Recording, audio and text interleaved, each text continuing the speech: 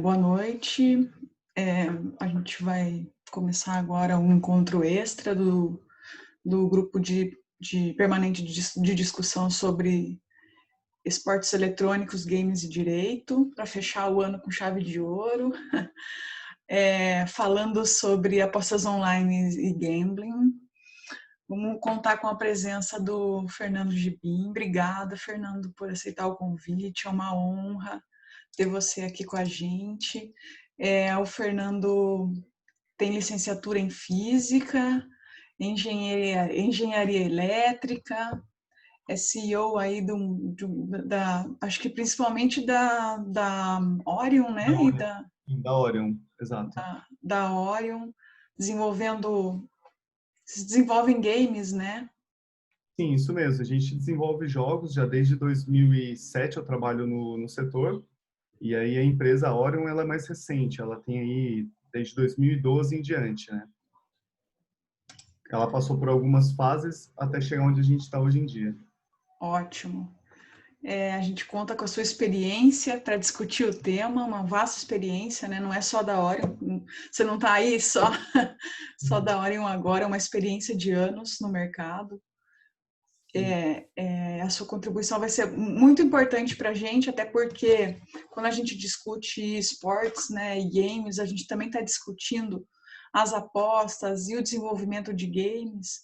Então, esse seu conhecimento vai agregar muito às nossas pesquisas. A gente quer agradecer de já por você ter aceitado o convite. E acho que eu já te passo a palavra, tudo bem, Guilherme? Já vou te passar a palavra para você ficar à vontade e conversar um Tranquilo. pouquinho com a gente sobre o tema. Obrigada mais uma vez. Obrigada, Guilherme, Ana Lúcia e Mari, que foi quem fez o convite aí para mim, né? Bom, meu nome é Fernando, eu trabalho numa empresa, na Orion. É uma empresa que desenvolve jogos, só que uma classe diferente de jogos. Nossos jogos são jogos para cassino, justamente para máquinas de arcade, não são para jogos online, mas existe toda uma infraestrutura que a gente precisa desenvolver para trabalhar com jogos, né? E a parte que a gente sempre tem aí como um desafio é a parte de regulamentação, porque cada país que nós queremos abrir é um pouco diferente um país do outro. Além de todo o tema que é no Brasil para você ter jogos, né? Hoje em dia a coisa está ficando um pouco mais clara, mas até 2018 aí o cenário realmente era bem complicado, bem caótico. E isso forçou a nossa empresa a explorar outros países desde 2011, que foi quando a gente foi para o Chile, né? Minha primeira intervenção no Chile foi em 2011. Ou seja, desde dessa época até hoje, eu devo ter feito mais de 200 viagens para o Chile. Então, basicamente eu vou todo mês, então tem bastante. Aí junta Chile, Paraguai, Uruguai, Argentina, México, El Salvador, Estados Unidos. E aí em cada país você tem aí uma regulamentação diferente, que a gente chama de jurisprudência. O jogo em si ele tem que estar apto a se adaptar a qualquer uma dessa jurisprudência, né? Bom, eu não vou falar muito a respeito de outros países, eu vou tentar focar mais no Brasil mesmo e tentar fazer algumas pinceladas de diferenças ou similaridades entre os países, tá? Eu vou compartilhar minha tela, que eu preparei uma apresentação para vocês para a gente tentar contextualizar um pouco por que o brasileiro gosta tanto de jogo e por que a gente chegou nesse nível que a gente está em termos de limbo jurídico, legalidade, ilegalidade, hoje pode, amanhã não pode. Então, assim, isso já vem de muitos anos, né? Deixa eu compartilhar minha tela e a gente pode continuar, Ana Lúcia. Só um instante. Poxa. Bom, vamos lá. Eu vou abrir aqui minha apresentação. Basicamente, eu mudei um pouco o nome do encontro para Apostas Online no Brasil. É a cultura dos jogos e as apostas que são feitas no Brasil, né? Eu vou tentar ser um pouco sucinto, mas o tema é um pouco longo, né? Eu vou tentar focar mais na parte assim, por que a gente chegou até aqui, os pós, os contras, fazer uma contextualização e tentar focar mais no ambiente de vocês, que é o ambiente das leis, né? Bom, A legislação brasileira, ela é um pouco difusa e ela não tem uma regulamentação muito clara. Ela passou por várias fases ao longo dos anos, dos 100 anos de jogos que a gente tem no Brasil aí, mas basicamente ela é dividida em 4 pontos: apostas legais, ilegais, desregulamentadas e online. As apostas legais, elas foram definidas aí a partir de 46, com uma proibição pelo Eurico Gaspar Dutra. Todas as apostas são controladas pela Caixa Eletrônica Federal. Você tem apostas que são realmente ilegais, ou seja, não importa se você está fazendo ela no fundo da sua casa ou abrir uma portinha para fazer isso. E elas, basicamente, é o jogo do bicho, dados e carteados. E aí junta blackjack, baccarat, roleta e qualquer outro tipo de jogo que seja do bicho, seja ele eletrônico ou ainda no papel. E a partir de 2018, a gente entrou aí num novo buraco legal com a desregulamentação do que era ilegal. Então, até 2018, bingos, apostas esportivas e jogos de slot, tal como esses de Las Vegas, eram proibidos. E aí, a partir de 2018, eles passaram a ser desregulamentados. Por quê? Porque o presidente, o Temer, na época, ele apresentou um projeto para poder fazer a sua aprovação. Então, antes de fazer a aprovação, eles precisaram fazer essa desregulamentação. E isso permitiu também a parte das apostas esportivas online, que eu vou explicar mais para frente porque que hoje em dia é permitido mais ou menos, tá? Bom, uma leve história aí a respeito do jogo no Brasil. Em 46 é a proibição total dos jogos de azar. Em 93 teve a lei Zico com a legalização dos bingos. Em 2004 teve o fechamento total das casas pelo presidente Lula da época. Depois você teve mais 2 eventos aí, em 2014 e 2010, que ficava variando entre proibição completa e legalização parcial. Até que em 2018 o pessoal realmente falou assim, olha, isso é legal, isso é desregulamentado, isso pode mais ou menos, tá? Bom, e da onde vem a nossa cultura do jogo, né? Ela vem desde lá da época do Barão João Batista de Viana Drummond, com a fundação do Jardim Zoológico do Rio de Janeiro. Então, naquela época, o pessoal, para incentivar a visita do zoológico, eles vendiam tickets e com a ideia que as pessoas que visitassem o zoológico no dia do sorteio do bicho tinham alguns prêmios. Então, assim, isso eu estou falando em 1892, ou seja, faz aí mais de 130 anos aí que a gente, quase 130 anos aí que a gente tem aí o jogo do bicho no Brasil, tá? Bom, a ideia seria o quê? Se você entrasse no zoológico contendo o bicho do dia, você tinha algum prêmio. E desde essa época, esse jogo ele ficou muito famoso. Por quê? Porque as pessoas, um minuto depois, eles falaram, não, vamos colocar números. E aí, a partir dos números, eles começaram a fazer as apostas. Então, existia sempre no Rio de Janeiro como sendo a central do jogo do bicho, né?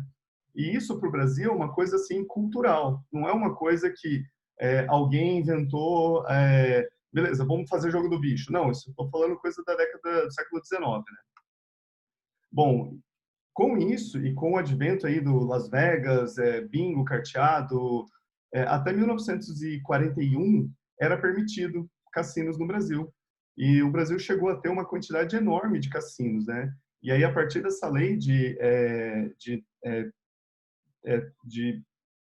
1941, foi proibido os jogos de cassino e em 46 foi tipificado como contravenção penal. Então, a gente não tem jogos de cassino aí há um bom tempo no Brasil, tá? Por que o pessoal proibiu naquela época? Que eles alegavam, tanto o jogo do bicho quanto o cassino, não tinha, era muito difícil fazer a fiscalização. Era difícil o governo arrecadar dinheiro disso. Então, boa parte aí do problema gerado é que envolvia marginalidade, envolvia desregulamentação, que não existia uma alegação clássica, olha, isso pode, isso não pode, e no final das contas isso não gerava renda para o país naquela época. Então, foi definido aí no artigo 50 sobre jogos de azar. Então, definiu-se o que são jogos de azar. Jogo de azar é tudo que não depende da tua sorte. que somente depende da sua sorte, não depende da sua destreza. Existem outras classes de jogos, como de destreza, de cavalo, de cachorro, mas algumas são proibidas e outras não. E os únicos que podem hoje em dia fazer essa exploração realmente é a Caixa Federal, Caixa Econômica Federal. Bom, basicamente em todo o território brasileiro é proibido jogos de azar, com algumas exceções. E essas exceções que as pessoas hoje em dia elas pegam para poder fazer continuar aí desenvolvendo esse rubro.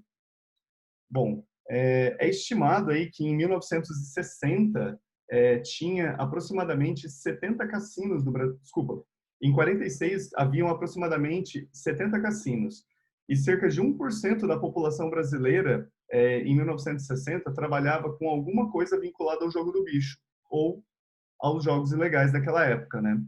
Então, assim, se você for pensar bem, 1% da população hoje em dia seria aproximadamente 2,1 milhão de pessoas trabalhando com jogos.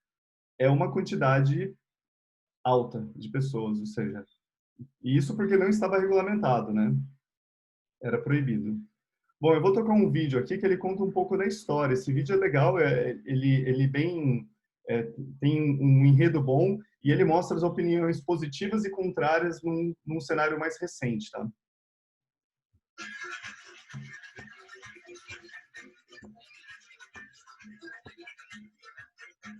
Em nome da moral e bons costumes,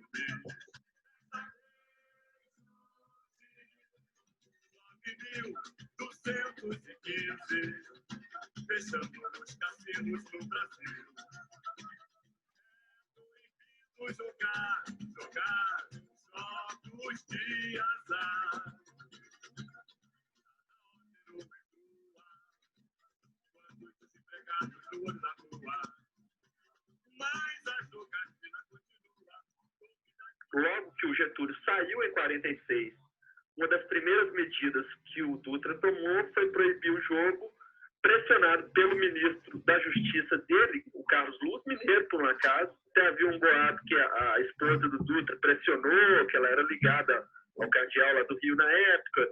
Mas a questão também é o próprio ministro da Justiça. Era muito errada a forma como que o cassino pagava imposto para o governo, porque o dinheiro não ia para o governo. Nossa legislação vai vir essa questão de jogo de azar. A lei Zico tentou legalizar os bingos. Depois a lei Pelé restringiu um pouco os bingos, estava muito aberto. O vídeo eletrônico não. E a lei Maguito acabou com os bingos. Hoje só tem a loteria explorada pela Caixa Econômica. A questão é, isso deve deixar de ser um serviço público, como é hoje, um serviço público explorado pela União, para que deveria seguir, dar um passo adiante, como alguns países mais liberais dão, e transformar isso num segmento a ser explorado pela iniciativa privada. Pouquíssimos países hoje proíbem o jogo. Na América do Sul, acho que 2 ou 3 países só que têm essa postura. E também hoje com internet, smartphone, a vida totalmente conectada que nós temos hoje, é possível que eu, você, qualquer um que nos assista nesse momento possa jogar em diversos cassinos do mundo afora, na roleta, no blackjack, no baccarat, sei lá o que tiver. Hoje nós temos, por exemplo, 350 mil postos de jogos do Brasil clandestinos. Mas eles existem. Por isso é que eu defendo a legalização. Não quero nem na possibilidade dessa eventual liberação. Nós estamos trabalhando para que isso não aconteça. Acho isso ridículo. Nós vamos nos tornar o paraíso da contravenção para os contraventores do mundo. Nós temos outros países do mundo que, na verdade, não tinha importância em determinadas áreas. Com a instalação dos cassinos, dos bingos, dos jogos oficializados, passaram a ser regiões com prosperidade. Dando como exemplo Las Vegas, que era um pedaço de terra do deserto americano. Ora, a experiência é conventadora, só cabe na boca do dono. Essa história de Las Vegas para justificar jogo do bicho aqui no Brasil, por exemplo, isso é uma piada de mau gosto. Para que servirá a legalização desses jogos? Para lavar dinheiro da contravenção e dinheiro do narcotráfico. Isso depende muito da cultura dos povos, né? A cultura americana é uma, a cultura brasileira é outra, talvez aqui a realidade seja outra.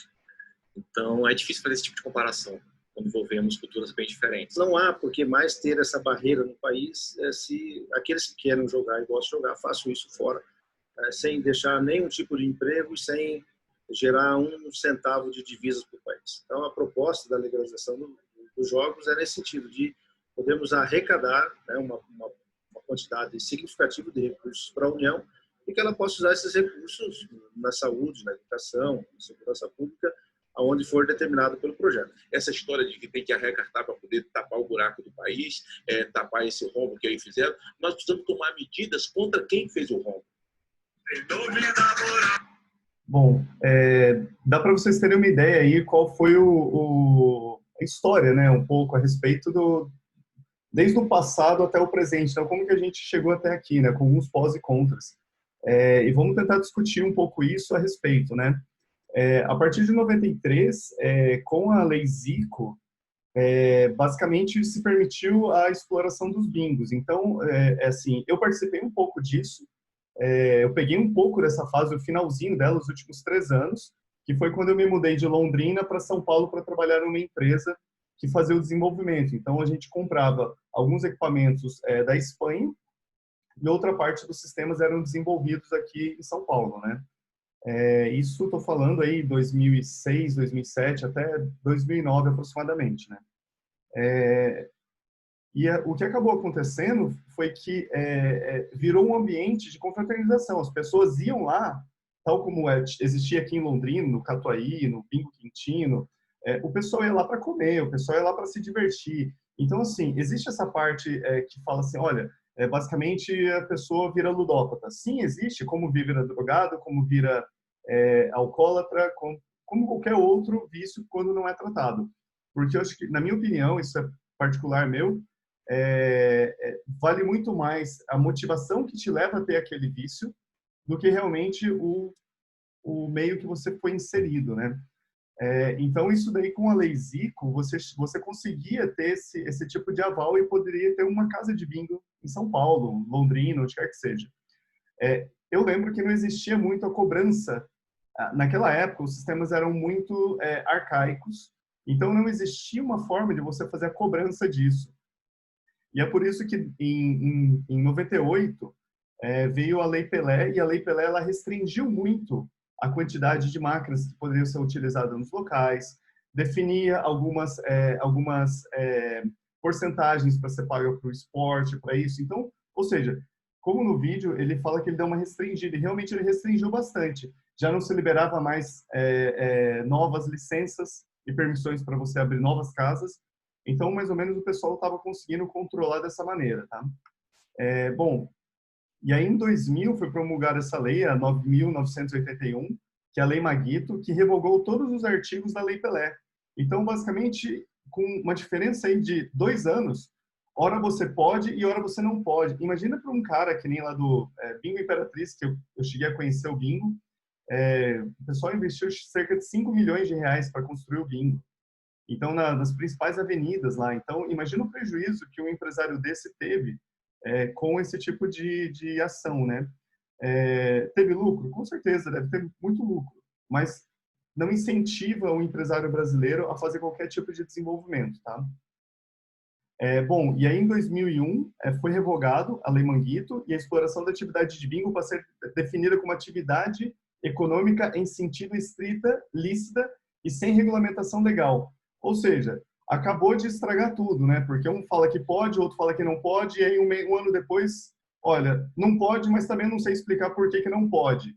E aí ficou nesse vazio legal. Lembre-se que a gente está falando aí de 2000, então nessa época não existia cassinos, os conceitos de cassinos online era uma coisa assim muito, apostas esportivas e cassino online era quase que inexistente. Primeiro porque você teria que fazer no computador, e muitas poucas pessoas tinham computador nessa época, né? Celular, então, nem pensar, né? Que só a partir de 2007 aí com o iPhone que você poderia ter algum jogo online no celular, né? Bom, aí terminou de vez a história com um problema no governo Lula, que é chamado o escândalo dos bingos, onde estava envolvida toda a cúpula do PT, o irmão do Lula estava envolvido, era um dos principais bicheiros em São Paulo, era o irmão do Lula, e aí em 2004 ele acabou com a história proibindo de vez. Teve a CPI dos bingos, então teve aí uma parte jurídica bem forte, sabe? Então, por esses interesses difusos, que o jogo no Brasil ele nunca foi para frente, porque na mão de poucos o interesse era muito. Então, a gente sempre acabou sendo prejudicado com isso, né? Bom, e com isso a gente volta em estaca zero. A partir de dezembro de 2014, foi apresentado nesse período foi apresentado diversos projetos para a regulamentação. Porém, somente em 2010 foi apresentado um que tinha relevância, e ele foi barrado por 212 votos contra 144. E aí acabou com o jogo definitivo. Então, nessa época, 2010, eu já não estava mais trabalhando, porque em 2009 a empresa que eu trabalhava fechou, por conta para não seguir nesse limbo legal. Eles não tinham certeza o que aconteceria com o mercado em si. Porém, existiam muitas empresas funcionando com liminar. Então, tinha o pessoal em São Paulo, tinha no Rio, tinha no Paraná, tinha em Curitiba. Então, você tinha várias casas de jogos que ainda funcionavam até 2010. E a partir de final de 2010, aí realmente acabou de vez tudo que havia. Bom, e ficou nesse período de 8 anos sendo 100% ilegal. Ou seja, tudo que era executado dentro do Brasil caía nesse limbo da ilegalidade. Até que começou a aparecer os cassinos online, apostas esportivas, apostas online de diversos países. E aí acabou se definindo que, com a apresentação de um projeto pelo Temer, em 2018, isso voltaria a ser desregulamentado. Então, você pode jogar num cassino, desde que cumpra algumas regras. E a gente vai falar um pouco disso agora. Bom, vamos falar um pouco do que existe hoje em dia, tá? O projeto em tramitação. Ele é um projeto de lei de 2014, do Ciro Nogueira, e ele visa estipular formas de funcionamento tanto para os bingos, jogos de carteado, caça-níquel, loteria e jogos eletrônicos. Veja que aqui não entra o jogo do bicho. O jogo do bicho ele está terminantemente proibido no Brasil, seja ele físico ou online. Pode estar no Brasil, dentro do Brasil, em que quer que seja. E essa lei também vai permitir a construção de resorts, hotéis de luxo. Então, a lei ela foi desenhada de uma tal forma em que a cada 7 milhões de habitantes, você pode ter um cassino. Então, assim, se você for pegar aqui no Paraná, se eu não me engano, acho que são 9 milhões e meio de habitantes no Paraná. Então, certamente vai ter de 1 a 2 cassinos no Paraná. Com certeza vai ser próximo da região aí de Curitiba, só que tem um concorrente muito grande. O pessoal aqui do Hard Rock Café, eles estão preparando toda a sua infraestrutura para também conter um cassino dentro. Ou seja, imagina que o pessoal está contando com o ovo sem que ele não foi ainda nem botado. Nem tem sonho de botar o ovo, né? Mas vamos lá, tipo, o pessoal tem muito dinheiro, eles têm muita força política e eu acredito assim que seria um empreendimento aqui para nossa região extremamente importante você ter um Hard Rock Café com um cassino tão próximo aqui da nossa região, né? Bom, e a partir desse 2018, você começou a ter uma explosão das apostas esportivas, porque o empresário lá de fora, ele começou a investir em publicidade dentro do Brasil, seja patrocinando times de futebol, seja colocando placas dentro de publicidade nos estádios, ou até mesmo pagando publicidade em Facebook e Instagram. O Facebook ele percebeu rápido isso, e o Google, e eles proibiram qualquer tipo de apostas, como ads de apostas esportivas, ou apostas de bingo.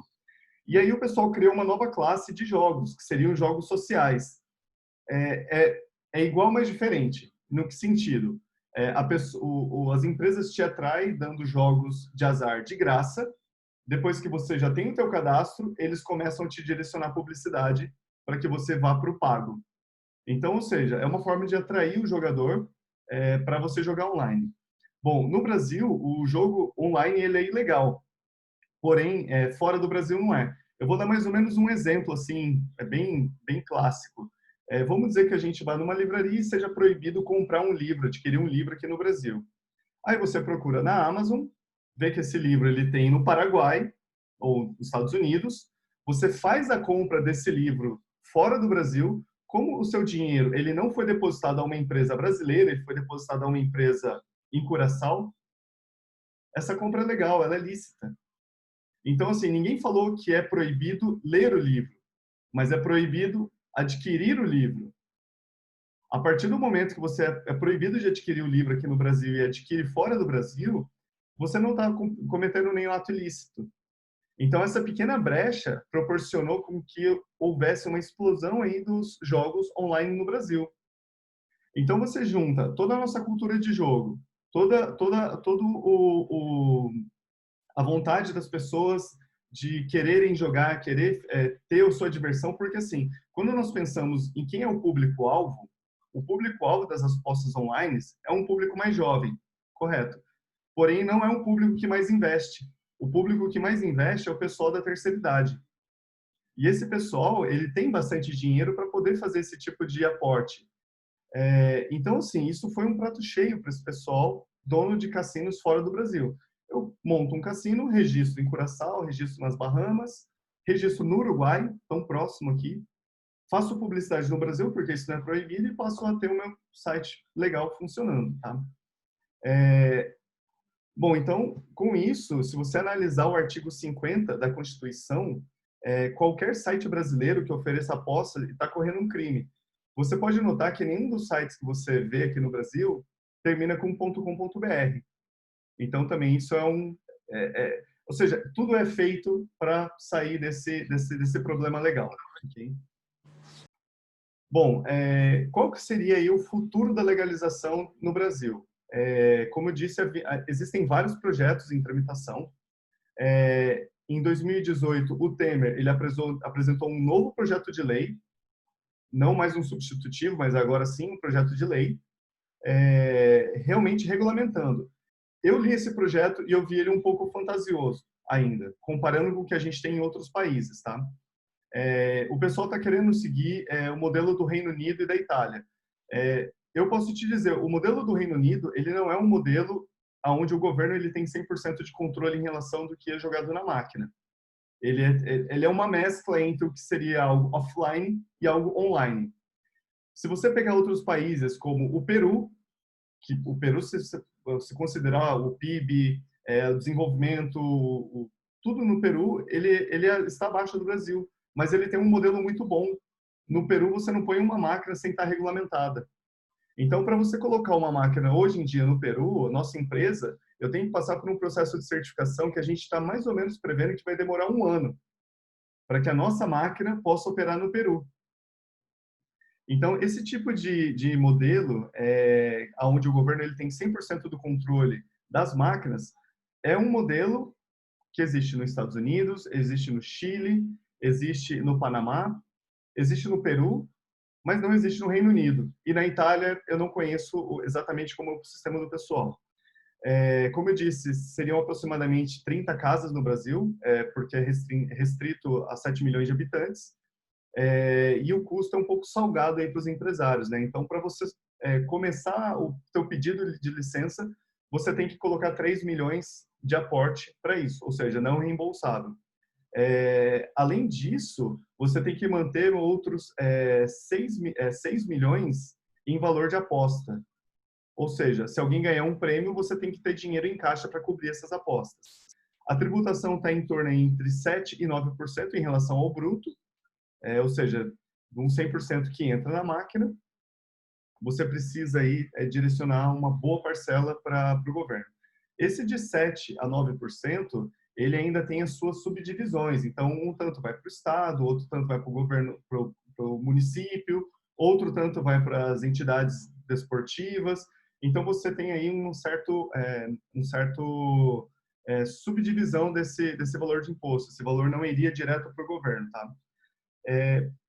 E o mais importante que o pessoal frisa bastante é que esse tipo de empreendimento ele tem que favorecer os empregos na região. Então, isso está muito bem descrito nesse projeto de lei, tá? Por que eu falo que ele precisa desenvolver emprego? Vou dar um exemplo lá do Chile.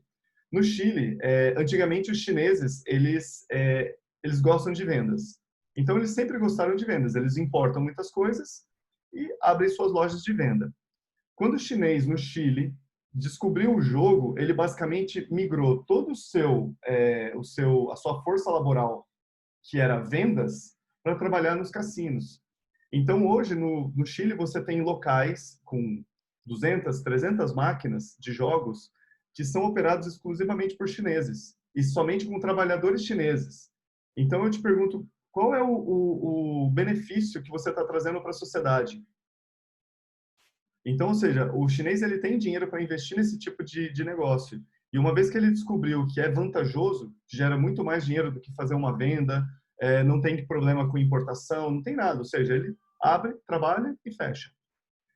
Então, esse projeto de lei ele visa também fazer um desenvolvimento local. Bom, veja que no projeto de lei, aqui eu não falei a respeito das apostas online, mas para você também abrir uma licença de cassino online no Brasil, não são 3 milhões, mas eu acho que é aproximadamente 1 ou 2 milhões que você teria que aportar para obter uma licença de cassino online. Cassino online, apostas esportivas. E uma vez que regulamente, todos esses sites que estão fora do Brasil, eles passam a ser proibidos. Então, ou seja, está num momento de transição entre desregulamentado para regulamentado. Bom, existe também aí, vou falar um pouco a respeito disso, porque sempre me perguntam a respeito da moralidade do tema. Então, eu acredito assim que por uma falta de informação, de análise mais profunda, as pessoas não reconhecem o meio das apostas, ou seja, dos jogos, bingo, rodílio, apostas online, e não veem o seu valor como desenvolvimento tecnológico. Nós, dentro da nossa empresa, eu costumo dizer para todo mundo, a gente trabalha 80% do tempo da empresa com infraestrutura, desenvolvimento de matemática, criptografia, designer, métodos de distribuição, como fazer isso chegar na nuvem, faturação, e a gente trabalha cerca de 20% do tempo realmente fazendo o jogo. Então, ou seja, consome um tempo muito grande de desenvolvimento e a gente acaba criando muita tecnologia com isso. Bom, sobre o fator humano, o que eu posso dizer? O pessoal sempre me pergunta. Eu acho que é um grupo áudio aberto, né? Sim, aí. Bom, sobre a parte de moralidade, o que eu vejo é o seguinte, é muito fácil para as pessoas mais jovens criticar um velho falando assim, olha, uma pessoa mais de idade fala, pô, mas a pessoa fica sempre no bingo, a pessoa sempre vai no bingo. Eu tinha meus avós que eles iam quase diariamente no bingo. E o que eu sempre comparo as pessoas? O que essas pessoas da terceira idade têm nas suas vidas como diversão e entretenimento? Então é fácil para a gente que é mais jovem falar assim, eu vou num bar, eu vou sair para passear, eu vou num parque, qualquer horário do dia e sempre tem panorama. Agora as pessoas da terceira idade, eles não têm essa flexibilidade. Eles precisam ir em locais seguros, em locais que não vai ter nenhum risco à saúde. Óbvio que agora com pandemia a coisa ficou um pouco complicada, né? Mas basicamente é isso. As pessoas elas esquecem que o pessoal da terceira idade não tem muitas opções de entretenimento. E eles veem no bingo, baralho, nas cartas, nas coisas mais tradicionais, uma forma de diversão. E o jovem, normalmente, ele não vê isso, ele vê somente as apostas esportivas, né? Então, dependendo aí da sua idade, você tem tendência a gostar mais de uma coisa ou de outra. Isso a gente observa nos mercados que a gente atua. Então, hoje o nosso perfil de público é acima dos 45, 50 anos. Tá? Vamos passar para frente. Bom, o que seria aí, quais seriam os pós e os contras? A gente falou um pouco a respeito, né, a respeito de moralidade e tudo. Vamos falar aí os pós, né? Hoje em dia, essa história de que jogo serve para lavar dinheiro, ele não cola mais. Porque você tem grandes exemplos como Las Vegas, como Panamá, como Chile, como o Peru, onde que as máquinas, para elas funcionarem, elas têm que estar interligadas em rede. Então, ela não pode operar se ela não está registrada na rede do governo. E nesse meio tempo, de 10 anos para cá, surgiram vários protocolos e padrões que fazem com que isso seja possível. Há 20 anos atrás, era quase impossível você fazer esse controle. E tem um fator mais importante ainda, que é o seguinte, o imposto cobrado sobre uma máquina de jogo, ele é tão alto que não compensa o seu investimento nela. Ou seja, não compensa você tratar a lavagem de dinheiro em cima de uma máquina que você tem que pagar 9%. Sendo que Hoje em dia você tem muitos outros negócios, como restaurante, lava rápido, marketing, prestação de serviço em si, que você paga 3%, 4%, 6% no top. Então, por que você vai se arriscar a perder uma licença de funcionamento, pagar um valor muito superior ao que você gastaria, ficar com o teu nome registrado no governo, porque todos os pagos acima de um certo valor, eles têm que ser enviados para a Receita Federal dos outros países. Então, assim, essa história de lavagem de dinheiro hoje em dia não cola mais, porque as regras básicas, elas não permitem com que seja um negócio vantajoso, tá? Hoje também é possível você fazer uma cobrança dos impostos de uma forma muito mais efetiva, coisa que não é possível no jogo online. Então, os jogos online, eles geram dinheiro somente para quem é o dono do site. E eu garanto para você que nem mesmo os próprios países como Curaçao, Bahamas, São Martins, esses países, eles têm uma forma efetiva de cobrar, porque não tem como você ter certeza o quanto foi apostado no site. Porque o site não é do governo, o site é de uma empresa privada. Então, o que acaba acontecendo é que hoje a tributação disso no Brasil é uma coisa que o governo perde 100% dos jogos online. Então, assim, eles basicamente não regulamentar faz com que ele perca por todos os lados, tá? Existe também aí o contra, que seria o pessoal da bancada evangélica. Então, assim, eles são ferozmente contra qualquer tipo de aprovação de jogo no Brasil. Por isso que naquele vídeo você vê o pessoal falando, não é nem para regulamentar ou desregulamentar, tem que proibir mesmo. Existem motivos para isso, eu acho que eu não vou entrar nesse mérito, tá? Não acredito que é só por um tema religioso, sabe? Mas hoje em dia a oposição que a gente tem na Câmara é cerca de 200 votos da bancada evangélica. Lembrando que, se eu não me engano, são 257 votos para você conseguir aprovar um projeto de lei. Esse que foi apresentado pelo Temer em 2018, tá? E como eu disse para vocês, assim, existem países que atraem o jogo online, como sendo hoster, como sendo provedores. E eles dão muitas facilidades. Então, ele te dá a facilidade de você poder registrar o site, pagar lá o mínimo de imposto, fazer todo eles te dão todo um selo de legalidade, mas, na verdade, eles não têm nenhum tipo de regulamentação, eles simplesmente querem saber de cobrar impostos, né? A gente tem um dos principais aí, que seria o pessoal em Curaçao. Bom, como que você aposta online, né? Ou seja, é desregulamentado, mas também você precisa fazer, de alguma forma, você precisa receber esse dinheiro. Basicamente, você faz uma transferência eletrônica internacional, você faz um pagamento via cartão de crédito, e quando você quer receber esse dinheiro, cobrar, você tem algumas opções de cobrar por Bitcoin, cobrar por skill, wire transfer. Então, ou seja, os sites hoje em dia, eles têm métodos de fazer essas cobranças, porém elas não são legalizadas.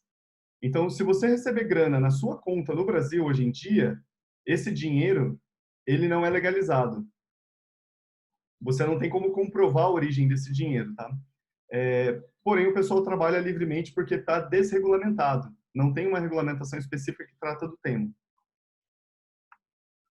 Bom, com isso, a gente chega em uma conclusão que é legal fazer apostas online no Brasil, desde que o site não esteja alocado dentro do Brasil.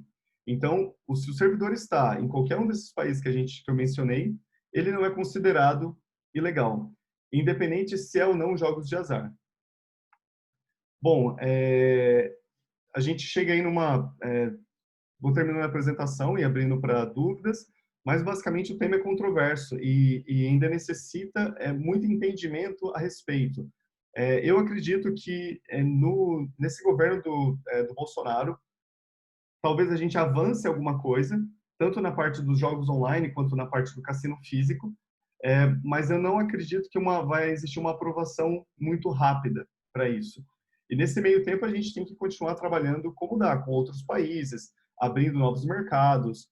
Quem gosta de jogar online tem que continuar jogando em países fora do Brasil e correndo o risco aí de eventualmente não receber o dinheiro de volta, porque quem te garante que um site de jogos vai devolver ou não vai bloquear sua conta? Então, isso é um problema complicado. Muita gente, eu conheço várias pessoas que perderam dinheiro em sites de jogos porque a conta simplesmente foi bloqueada e você não tem para quem reclamar. Você não tem aí com quem processar, você não tem com quem fazer nenhum tipo de reclamação, tá? Bom, é isso. Deixa eu parar aqui. Obrigado, Fernando, pela apresentação, cara. Tipo, aprendi tudo que eu precisava aprender sobre cassino e apostas, principalmente da regulamentação aqui. Esse panorama histórico que você fez, cara, perfeito, velho. Muito obrigado mesmo pela apresentação. Imagina. Antes de passar para as perguntas do pessoal, até queria fazer uma consideração, já dando início à discussão, né, já que a gente é um GPD, pedir licença para a Ana, para que desde a gente vai do básico até o avançado agora. Tranquilo. E do começo da apresentação, quando você já estava comentando sobre regulamentação e tudo mais, literalmente a gente até começou a discutir no privado. A questão, eu sei que nem se compara com relação aos cassinos online e tudo mais, mas, por exemplo, regulamentada a questão da rifa, que é uma questão que depende puramente da sorte das pessoas, e isso acontece de monte, inclusive em ambientes religiosos em si, a gente pode dizer, sem fazer uma efetiva crítica, mas tem essa questão do bingo, da rifa ali dentro desses ambientes e também não tem nenhum tipo de regulamentação em si, em cima desse ponto. E aproveitando esse último ponto que você comentou, a respeito de eu aqui entrar, e eu comento por utilizar sites de apostas esportivas, eu sei que se alguém quiser bloquear minha carteira em si, eu não tenho nenhuma alternativa, não tenho para quem recorrer. Não tem nem para quem ligar para reclamar, né? Exatamente. E daí, quais são, tendo em vista que você tem essa experiência no mercado, quais são as alternativas, o que você atenta para as pessoas se atentarem, ainda mais porque a gente está falando aqui para um público que pode ser consumidor, o que eles têm que se atentar? É o termo de uso do site, verificar onde está sediado, quais são os principais requisitos que a pessoa tem que levar em consideração, além dessa questão de que ele está sujeito a não reclamar para ninguém por conta de um bloqueio de carteira.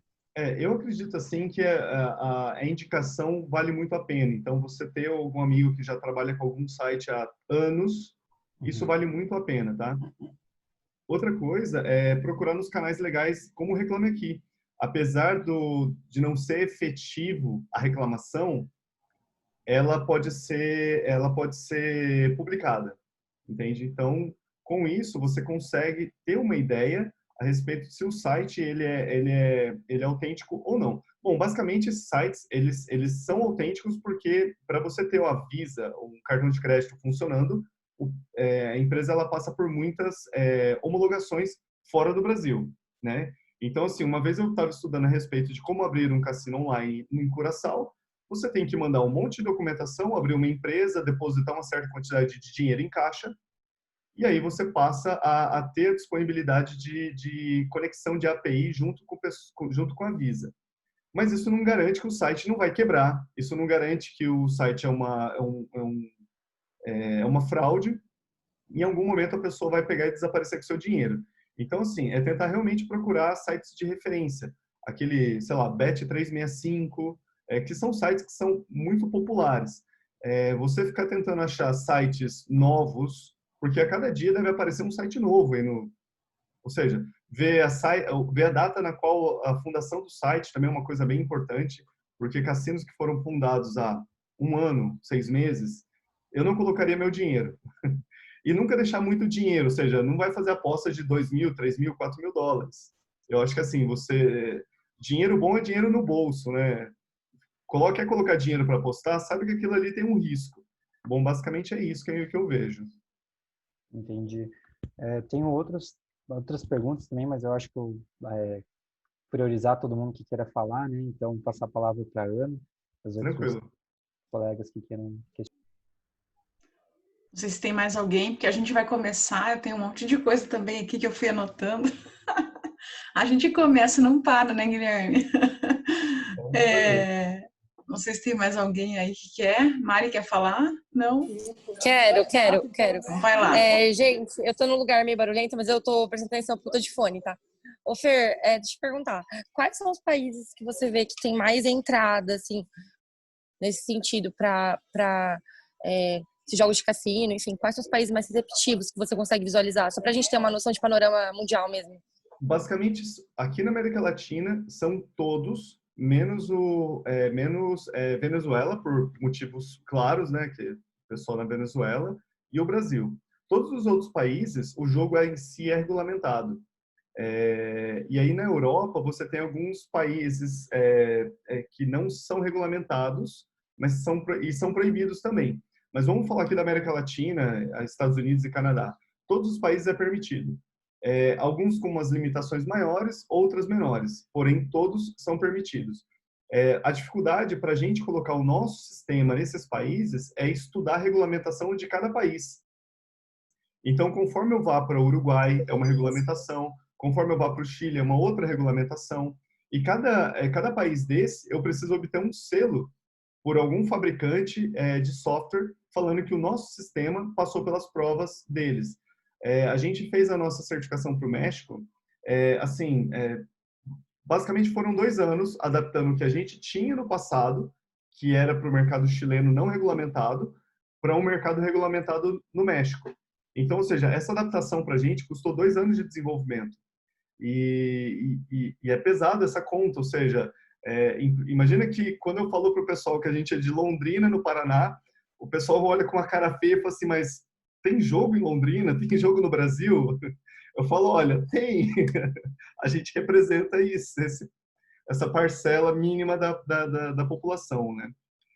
Fazendo um panorama aí, Mari, hoje em dia, as maiores empresas de bingo do mundo são brasileiras. Isso por conta da nossa cultura do bingo. Outros países não têm bingo e não se joga tanto bingo. Então, se eu pegar, por exemplo, o Chile, menos de 5% das máquinas que estão alocadas tem bingo. 95% é slots, ou seja, esses que ficam girando, que é o rodilho, né? Tal como de Las Vegas. Agora, se você vai para outros países que são mais irmãos nossos, como o México, já é como 50-50. Por quê? Porque bem no começo do jogo deles, os brasileiros aqui de São Paulo, as empresas que tinham bingo nessa época, eles tinham muita tecnologia e eles migraram toda essa tecnologia para o México. E o México não tinha nada. Basicamente, o pessoal lá jogava na cartelinha apenas, sabe? E quando eles viram jogos eletrônicos, eles amaram. Então, boa parte da influência que a América do Sul tem em relação a bingos vem do Brasil, porque a gente tem uma cultura muito forte no bingo, sabe? Infelizmente, o Brasil tem essas limitações, porém, a América Latina toda está aberta. Acho que é questão mesmo de você visitar os países, conhecer a regulamentação, procurar parceiros locais e fazer o desenvolvimento dele, seja tanto para o online quanto para as máquinas físicas, né?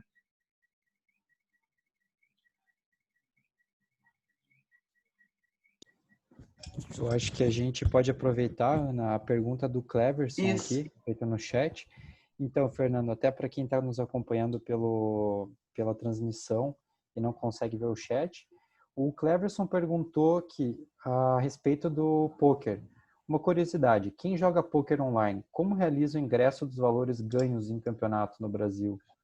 Provavelmente esses... Então, ele assim, depende do site. Então, assim, alguns sites ligam para você e falam assim, me passa a tua conta bancária, e eles fazem um depósito na tua própria conta bancária.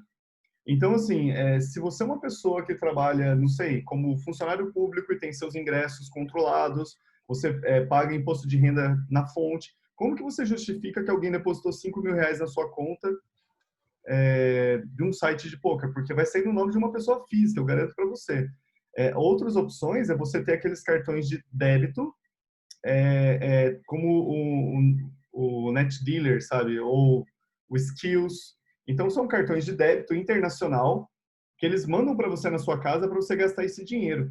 E você pode sacar também nesses caixas da Cirrus, 24 horas, tudo. Então, assim, não existe um método fácil ninguém pode devolver dinheiro no seu cartão de crédito. Se você colocou no teu cartão, você não vai receber no teu cartão os pagamentos. Então, assim, cada site, ele vê qual é a melhor forma de tentar te devolver esse dinheiro. E é bem burocrático, não é uma coisa muito simples. Você tem que pedir pagamento, você tem que esperar 24 horas. Não existe uma transação automatizada para isso. Por quê? Porque no Brasil não é regulamentado você ficar recebendo grana de sites internacionais. Não existe uma lei que rege esse tipo de ação. E qualquer um que faça isso está sujeito a ficar a ser bloqueado pelos bancos, né, por fraude. A gente só pode empobrecer, enriquecer não, né? É facinho comprar, né, o crédito para jogar. Não, é super fácil. É o que eu falei para vocês, assim, para você mandar do seu cartão de crédito, em 30 segundos você comprou $500.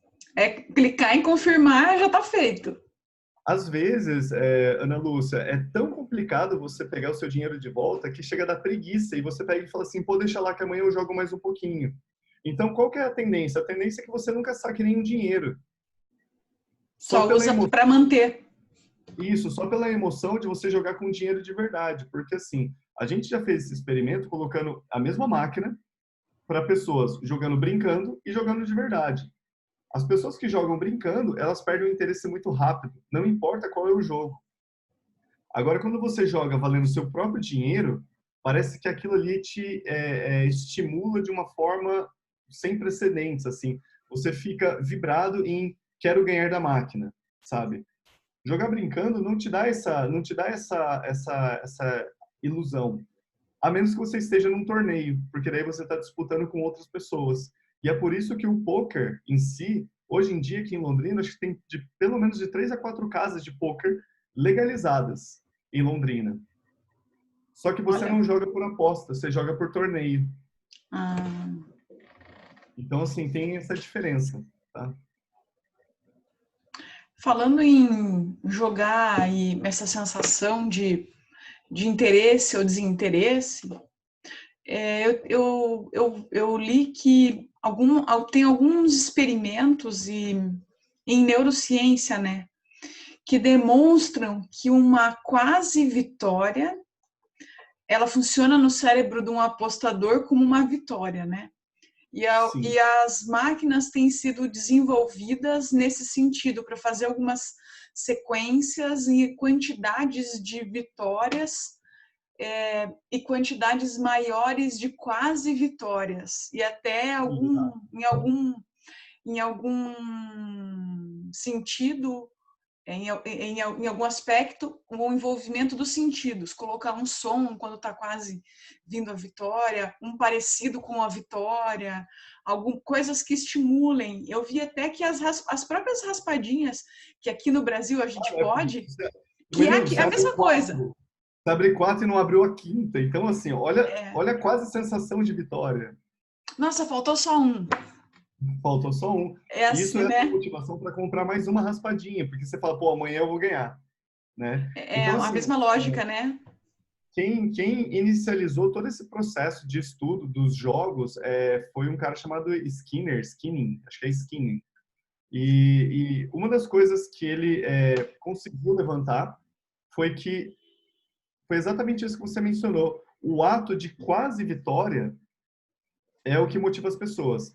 Então, trazendo para o nosso ambiente do jogo, seja ele no celular, online, ou seja na máquina física, o que dá a sensação de prazer para o jogador não é ganhar. Aquilo ali é recompensa, mas não é a sensação de prazer. O que dá a sensação de prazer é o ato dele apertar o botão. Então, aquele ato de apertar o botão e ver a coisa quase acontecer é o que motiva ele a seguir jogando, a seguir apostando e seguir tentando a sorte, sabe? Então, assim, é muito complexo todo o comportamento humano, mas sim, ele é vinculado em sons, imagens, em quase ganhos, ou seja, tudo isso, mas você tem que, de alguma forma, manter o jogador ali o máximo de tempo possível. Eu vou dar um exemplo para vocês de um jogo que eu cheguei a estudar, que não tem nada a ver com apostas, mas é um tipo de gambling. É o Candy Crush. Você acha que o Candy Crush é um brinquedinho, mas aquilo ali tem uma neurolinguística terrível na cabeça da pessoa. Então, ninguém consegue explicar por que eu nunca consigo passar numa fase e, de repente, tudo dá certo e eu consigo passar. Não foi pela sua competência, eu garanto. Isso daí é uma coisa assim que é muito estudada, analisada, porque eles têm uma média de insucessos que te permite justificar um sucesso. Então você não pode nunca ganhar nada e você tampouco pode sempre ganhar tudo. Você tem que estar dentro de um range de sucessos e insucessos para que isso continue sendo interessante. Então, quando ele percebe que você diminui a tua frequência de jogada, que você deixa para jogar mais tarde, que você começa a ficar mais nervoso e começa a apertar com mais rapidez, tudo isso faz com que ele mude o algoritmo dele e passe a te dar mais vitórias. Não sempre, mas aquela pequena probabilidade que ele te dá de ajuda permite com que você ganhe por métodos próprios. Bem por aí. Mais ou menos, né? Quando vocês desenvolvem, só vou terminar esse. Quando vocês desenvolvem uma máquina, ela tem um pedido de quem está encomendando?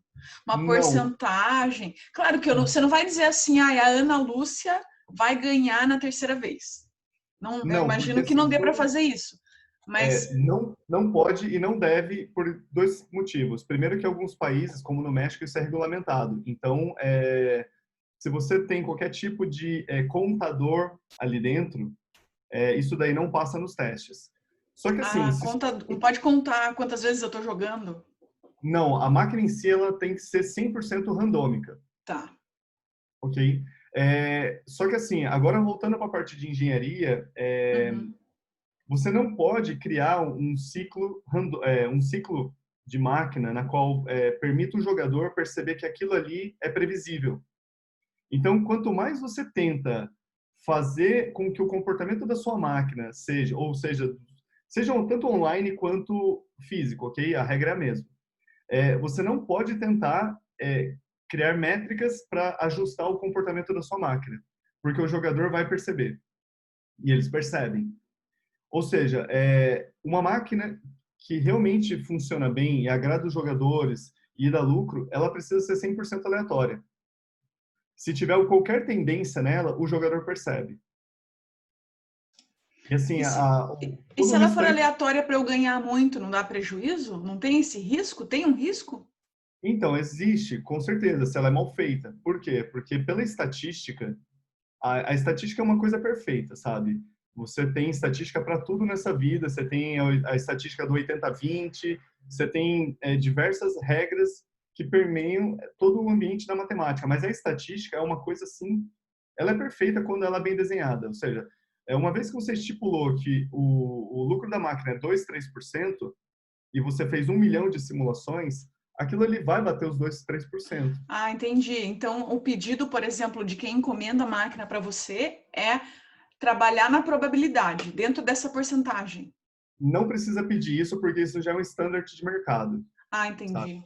O que normalmente as pessoas querem é assim, olha, eu tenho minha clientela quer 8 botões, a minha clientela quer jogos de bichinho, a minha clientela quer ver macaquinho na tela, sabe? Então são pedidos assim, muito user-friendly, para fazer com que a pessoa, o que melhora a experiência. Mas toda essa parte de matemática, infraestrutura, segurança, isso a gente faz de acordo com os nossos conceitos, para que a máquina tenha uma boa usabilidade, tenha uma boa distribuição, seja fácil de fazer uma atualização em caso de modificações do software. Então, basicamente, todo o nosso trabalho ele é muito mais focado na infraestrutura do que em si no jogo. No jogo a gente acaba gastando muito pouca energia nesses momentos com isso, porque eles vai muito do que a gente estabelece, sabe? Tá, entendi. Dá para entender mais ou menos? Dá. Quando você disse que mudou, levou 2 anos para mudar a máquina, é dentro desses cálculos? É para atender essas... Não, é somente para cumprir métricas de certificação. Quais são essas métricas de certificação. Então, assim, toda vez que você joga, tem uma entrada e tem uma saída. Então, para o governo mexicano, essas entradas, essas saídas, elas têm que ser rastreadas. Tá. E para ser rastreada, precisa de um sistema de comunicação que pegue esse valor em memória e transfira isso para o governo de alguma forma. Ou para o cassino, que depois ele é publicado, né? Então, todo o nosso trabalho foi em tentar sair desde o rascunho novamente, que a gente saiu mais ou menos do rascunho, para um produto agora certificado. E dentro dessa certificação entra todos esses parâmetros. Porcentagem de lucro da máquina, porcentagem de lucro da casa, retorno para o jogador. E isso é estipulado e está dentro de parâmetros legais. Assim como aqui no Brasil, se o pessoal aprovar a lei dos cassinos, e eles já definiram qual é a probabilidade de ganho da máquina. Vai ser em torno de 7 a 8%. Então a máquina tem que dar isso de lucro. Todo o restante ele volta para o jogador. Por que as pessoas muitas vezes acham assim, pô, mas eu coloquei $100 na máquina e não me devolveu nada? Porque nem sempre a tua sorte chega. Aí o que vai acontecer? Uma outra pessoa vai chegar na máquina, vai colocar $20 e vai tirar 180, 200. Então ele levou os 20 dele, os 100 teu e mais uns 60 de alguma outra pessoa. Entende? Então todo esse processo ele entra baseado em standards que já existem no mercado e a gente precisa cumprir essas regulamentações. Entendi. Obrigada, ótimo. Guilherme? Eu até tenho duas perguntas, aproveitando esse gancho da Ana, mas antes, aproveitar essa pergunta que o Raildo fez no chat, a respeito de, nessa sua experiência, Fernando, você já viu alguma diferença de comportamento entre os apostadores chilenos, brasileiros? Ou também, se quiser comentar o perfil dos jogadores de outros países também, pode ficar à vontade. Bom, existem países que o pessoal não é muito conectado com jogos, né? Então, assim, se você pegar no Paraguai, o Paraguai tem é muito pouco a quantidade de pessoas que jogam e têm interesse por jogos, comparativamente em relação ao que você tem no Chile, no México e até mesmo aqui no Brasil. Se você for pegar os Estados Unidos em si não é um grande apostador. O povo americano, ele não tem isso no sangue, a aposta. Ele faz aquilo ali porque é por diversão, sabe? Mas é diferente do povo brasileiro, que se você pegar de um grupo, sei lá, vou dar um número não exato, ok? De 100 pessoas, assim, entre 45 e 70 anos, pelo menos aí a metade dessa população já jogou ou gosta de jogar, frequentemente, tá? Então, o comportamento entre os países, ele sim difere, mas não em termos de quanto as pessoas jogam, e sim quais os tipos de jogos que elas gostam, sabe? Então, assim, eventualmente no Chile, um jogo ele jogaria muito mais do que joga no Brasil, e vice-versa. Então, quando a gente planeja a nossa infraestrutura de jogos, a gente pensa também no público-alvo. Então, eu faço algumas investigações com o país de destino dos jogos. Muita coisa é comum, que são temas assim populares, como Egito, cartas, bichos, carros, Lux 7, que é aqueles 3 sets. Então, assim, você tem muitos temas que eles são comuns a todos os países. Mas vou dar um exemplo do México. No México você tem um tema que é o tema do Halloween, das caveiras. Aqui no Brasil não jogaria um tema disso, ou no Paraguai, ou no Chile. O pessoal não, porque não faz parte da cultura desses países. Então, assim, você precisa estar muito atento, sim, às temáticas dos jogos para os países que você está exportando. Porém, o comportamento em si de jogar, ele permanece muito parecido entre eles. O jogador ele tem muito aquele negócio da místico, né? Então ele leva um copo de água, começa a benzer a tela. Então o pessoal tem assim, leva o seu pezinho de coelho. Então assim, cada um, eu falo para você que cada um tem a sua forma de criar a sua própria sorte, né? Então assim, e no final das contas, o que a gente espera é que a pessoa passe momentos agradáveis na máquina. Então a gente espera produzir um jogo assim como um Candy Crush, que apesar de você não ter aposta, fixa a tua atenção por muito tempo. Porque hoje em dia, numa máquina de jogos, seja ele online ou seja ele num cassino físico, você tem diferentes perfis de apostas.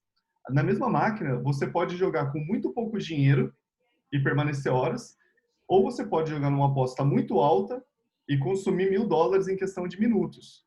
Então, você sabe o que você tem no seu bolso.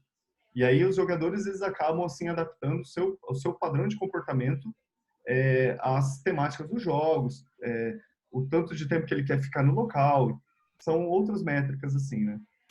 Entendi. Eu não sei se eu respondi ao Raildo bem.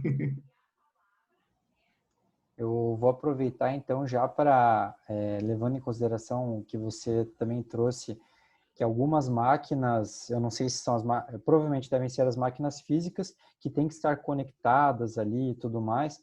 E também aproveitando o gancho de que aqui também é um grupo de esporte e games, nos games, no ambiente dos games, por exemplo, o FIFA 21, tem muita gente que está se divertindo hoje em dia com a abertura dos cards, que é você conseguir, você aperta lá o botão para adquirir um card, daí ele vai revelando, é um jogador brasileiro, é um atacante, jogou no Real Madrid, daí é o Ronaldo, Vinícius Júnior, e essas cartas, elas têm um valor, assim, em reais, bem como eu posso pegar um exemplo... Compra, né? Exatamente.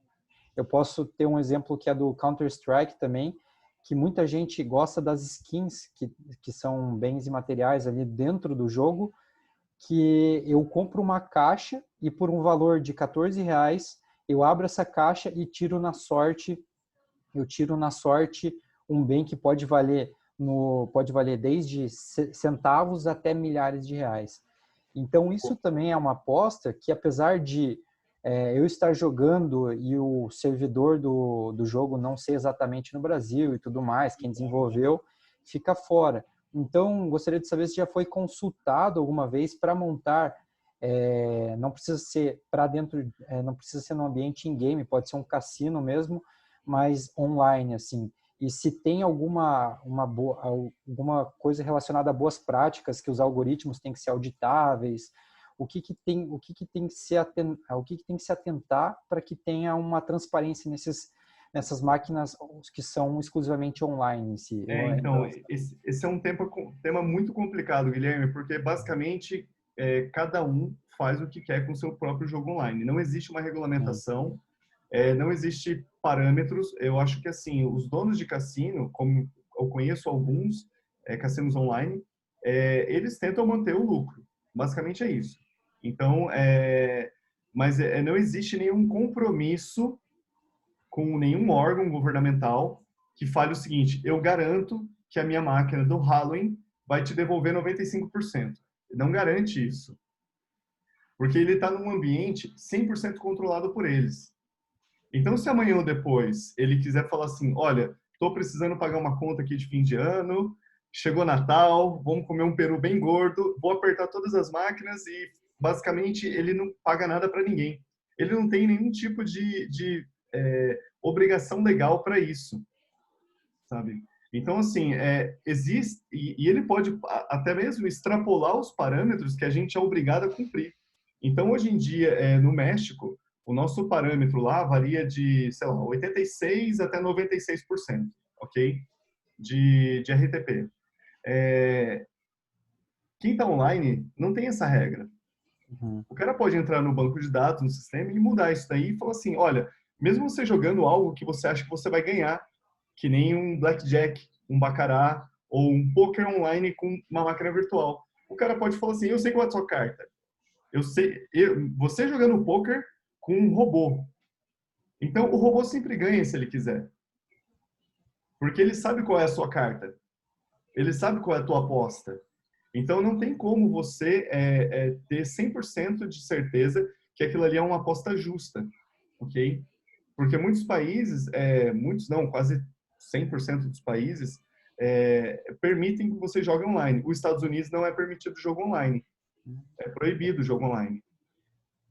E se você quiser ficar acessando do IP da sua casa um site em Curaçao, o pessoal ainda é perigoso você ser processado. Porque existe esse tipo de rastreabilidade nos Estados Unidos. Então, esses são exemplos clássicos onde que o governo controla se você joga ou não joga online. Porque além de proibir os sites, se você der um jeitinho conectar via proxy, dar uma volta no Brasil e ir para Curaçao, basicamente ele consegue te localizar, sabe? Mas assim, infelizmente não tem muito o que fazer. Nesse caso dos jogos online, é 100% desregulamentado. Entendi. Não, obrigado pelos esclarecimentos. E até outro ponto eu gostaria também de recuperar um pouco do que você comentou sobre regulamentação das práticas aqui no Brasil. Sim. E eu já me deparei com, por exemplo, sorteios de bingo acontecendo ali em transmissões ao vivo no YouTube. Eu não sei se necessariamente seria para alguém que esteja aqui fazendo no Brasil, mas como que se dá essa regulamentação? Ou eu posso, por exemplo, eu posso transmitir o sorteio daqui do Brasil, mas a prática, em tese, só pode ser para pessoas que sejam de fora e tudo mais. Tem como exercer algum tipo de atividade relacionada às apostas e gambling aqui no Brasil? Vamos lá, é mais ou menos assim. O que a gente tem hoje em dia, a gente tem tanto o bingo online, que ele acontece de X em X minutos, ok? Tem uma rodada a cada tempo. É o mesmo esquema do nosso site de apostas online. Isso daí é feito um cenário, montado um estúdio fora do Brasil, ou poderia até ser dentro do Brasil. Aí ele faz um roteamento do sinal. Então ele pega o sinal do Brasil, manda para fora, o site fica em Curaçao, ele retransmite de Curaçao, e aí ele tá legal. Apesar do jogo físico estar acontecendo dentro do Brasil, a transmissão não é brasileira. O teu cartão de crédito, ele não vai ser cobrado por uma empresa brasileira. E aí você já fugiu da ilegalidade, mesmo estando alocado no Brasil. Então eu posso pegar aqui no meu apartamento, eu monto aqui 3, 4 ambientes de bingo, pego esse sinal via uma VPN e mando para Curaçao, uma rede privada, retransmito esse sinal para o mundo todo e recebo o dinheiro teu em dólares. E aí o jogo tá legal. Aí eu consigo fazer. Existem outras experiências, tal como em São Paulo existe uma casa que ela é aberta ao público. Tem várias casas abertas ao público, aonde que o pessoal joga bingo, mas de um modo de torneio, tal como o poker. Então você chega lá na casa, compra lá seus cartões por R$2 cada cartão, e o ganhador daquela rodada leva todo o dinheiro menos o 10% da casa. Isso acontece hoje, nesse momento, no dia a dia, aqui no Brasil. Existem também outros estados, assim como Porto Alegre, Santa Catarina, que depois de 2018 passaram a soltar liminar de funcionamento. Então eu vou lá para o prefeito e falo assim, prefeito, eu quero uma licença. Ele fala, não vou te dar. Ah, beleza. Então ele pega todo esse material, essa jurisprudência que tem do jogo, manda para um juiz para analisar. O cara fala assim, olha, como está em análise, eu vou liberar para você uma liminar, que vale por 6 meses. E com essa liminar, os donos dos locais conseguem ficar operando. Então, tem empresas em Porto Alegre que elas estão operando há quase 3 anos somente com liminar. Aí você vai me dizer, está proibido, não está proibido? Por quê? Porque a partir de 2018, o Temer, ele como que abriu uma caixa de Pandora.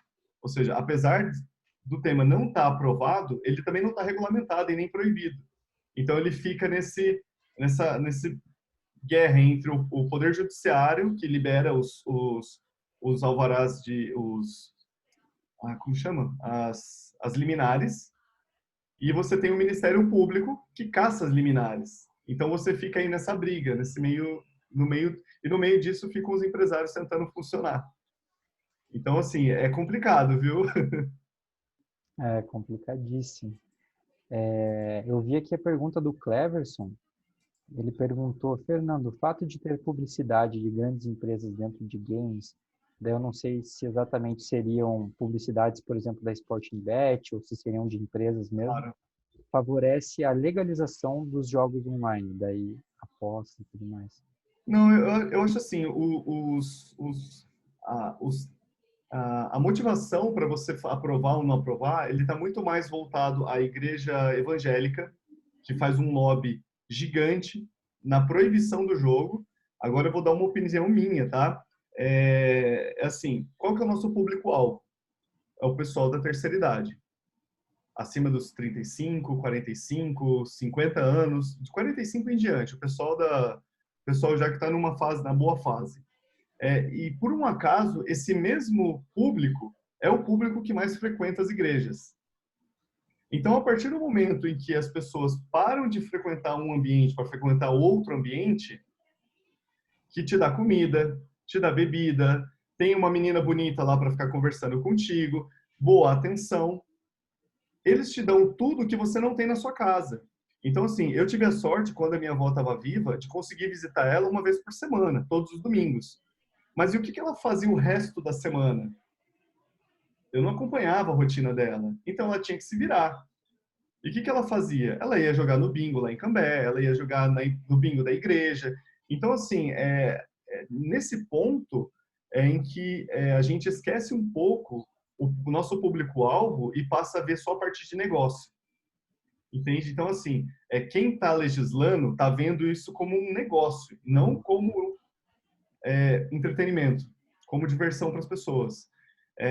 E com isso faz com que o tema seja complicado de ser aprovado, porque a bancada evangélica atual, hoje em dia, são 200 deputados e precisa de 257 votos.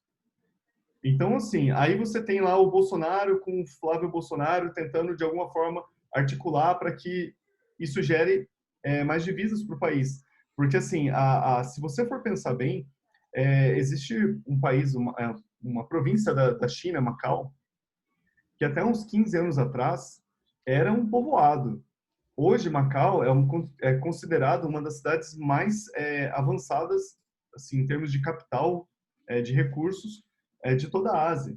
Por quê? Porque recebeu muito investimento externo de empresas, tanto europeias quanto americanas, e teve um desenvolvimento econômico gigante. E, assim, o Brasil está perdendo essa bola da vez. Porque quem tem dinheiro no Brasil hoje em dia, Guilherme Cleverson, o cara joga, você está entendendo? Só que o pessoal de média renda e baixa renda, esse daí não consegue jogar.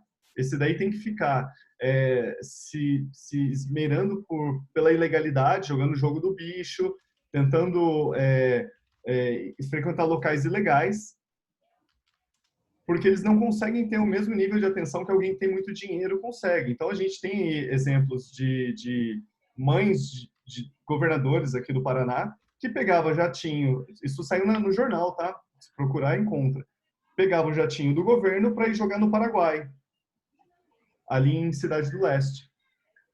Então, assim, no final das contas, quem tem dinheiro consegue resolver seu problema e não está muito interessado na regulamentação, sabe?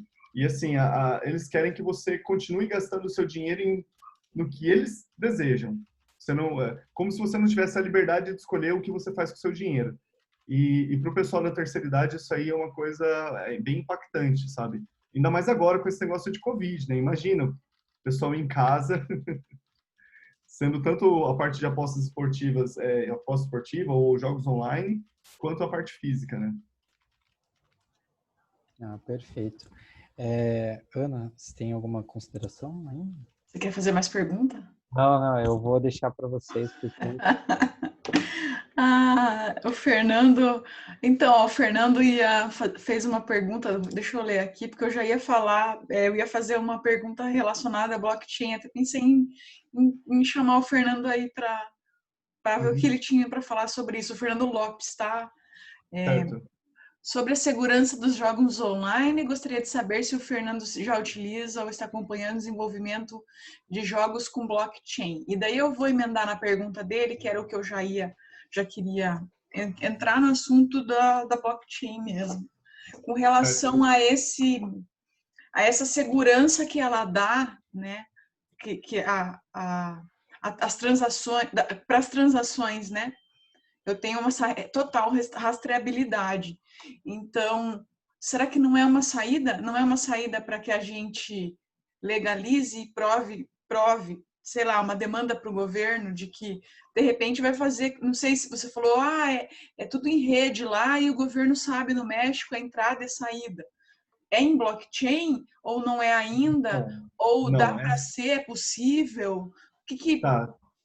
Eu consigo dividir a resposta em 3 perguntas, tá? A primeira pergunta é: por que não se utiliza blockchain para jogo com tanta frequência? Primeiro porque cada transação custa e demora. E as transações que elas são... Quando você está jogando, você quer transações em tempo real. Senão, basicamente, você pega e desliga e vai fazer outra coisa. Você não vai apertar para jogar ou comprar uma carta no baralho e esperar 5 minutos até aprovar teu blockchain, sabe? Até fechar o teu bloco.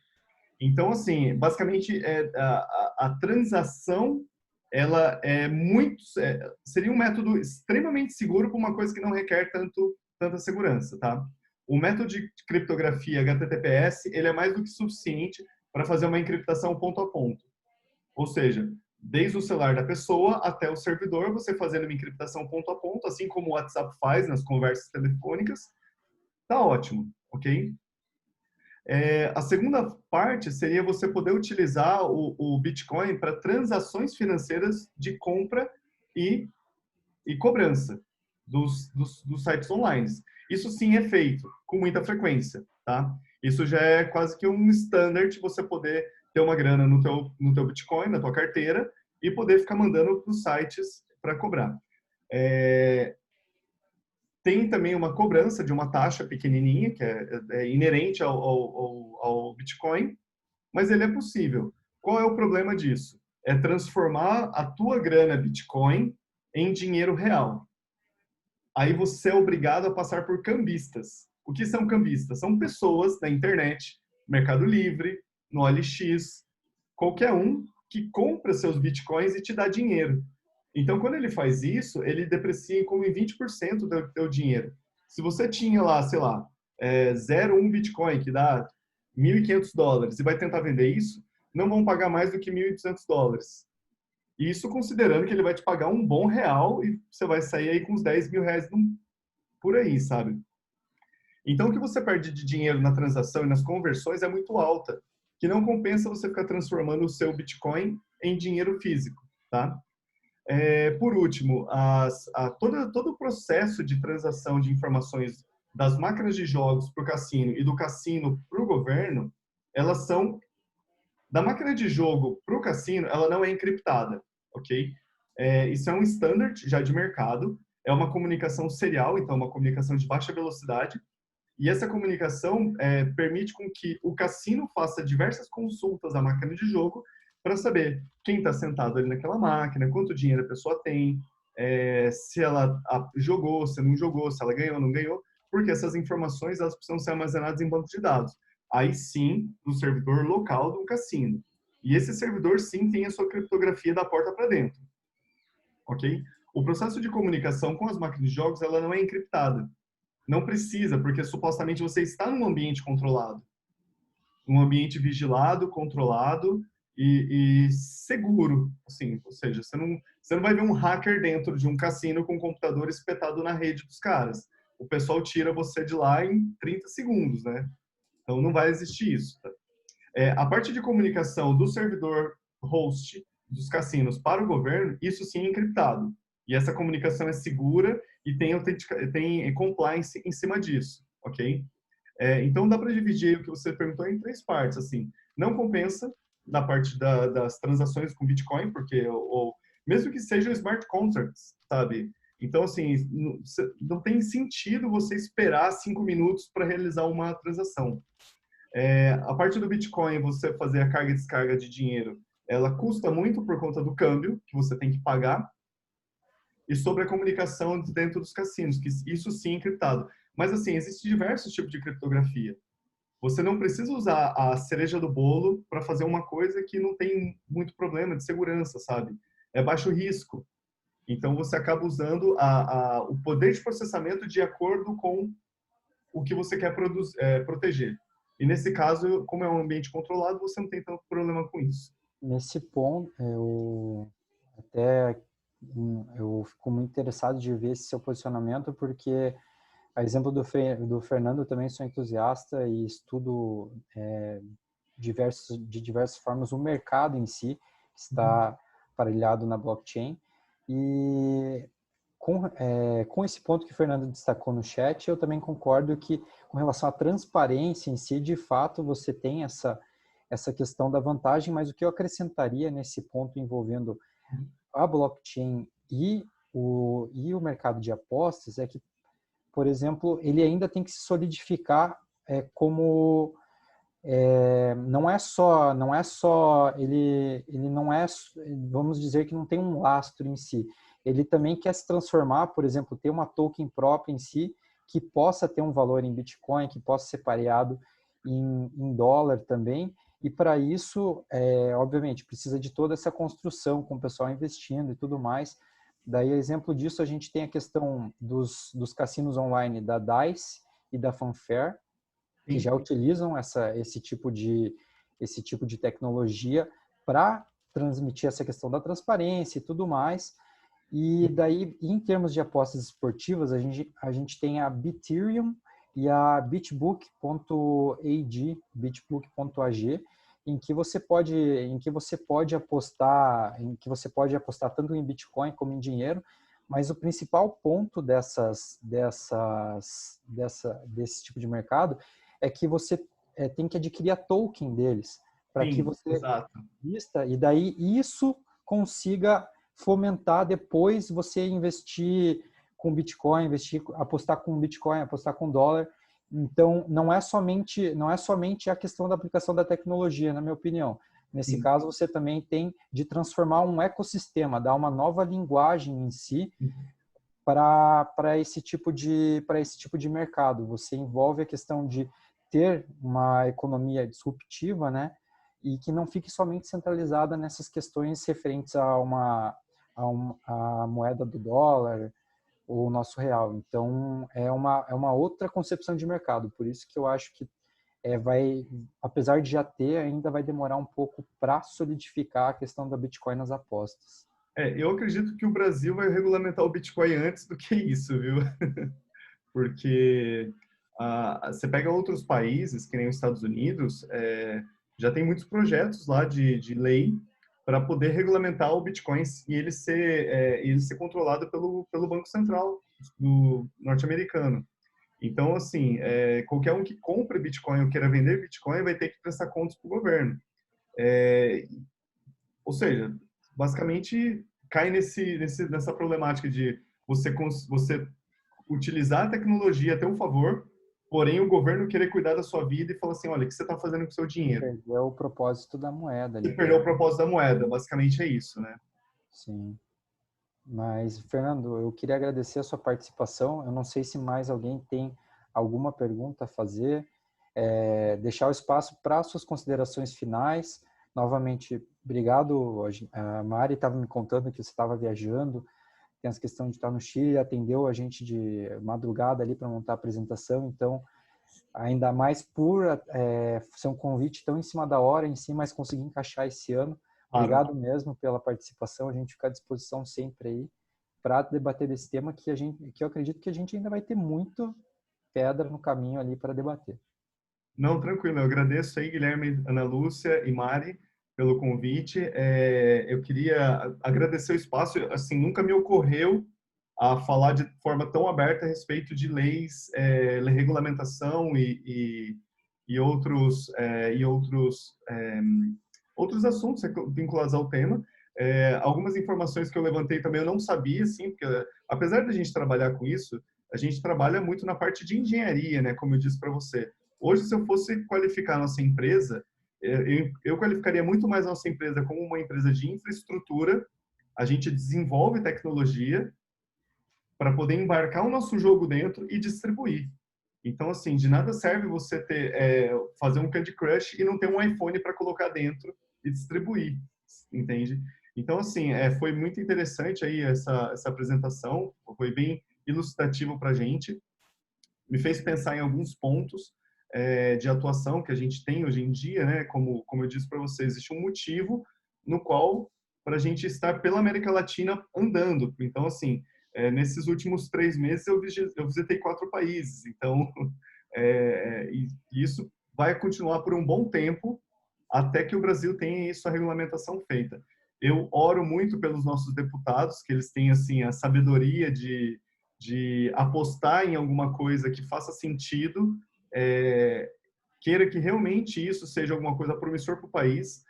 Hoje em dia, nós temos apenas 10 empresas no Brasil que fabricam jogos para cassino e distribuem pelo mundo. Então, assim, das quais 3 são muito grandes, as outras empresas são um pouco menores. E o único mercado que a gente tem que atuar mesmo seria Filipinas, América Latina, Estados Unidos, Canadá, Alemanha. Então, assim, eu gostaria muito de poder distribuir o nosso produto no nosso país de uma forma efetiva, sabe? Então, eu acredito aí que uma questão de tempo a gente vai conseguir isso. Todo o movimento que a gente tem hoje em dia é baseado nessas liminares e nessas casas que tem em São Paulo que são bingos sociais. E aí você acaba caindo nisso, ou seja, você tem um produto muito bom, você tem uma tecnologia muito boa e você não consegue distribuir no teu país como uma empresa sólida. Então, eu espero aí que num futuro próximo a gente consiga aí superar esses desafios.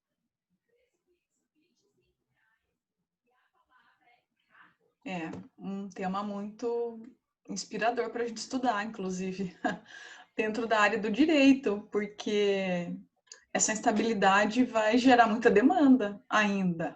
Sim. E eu imagino que mesmo com uma lei que nem essa que você apresentou aí, que é meio utópica, né?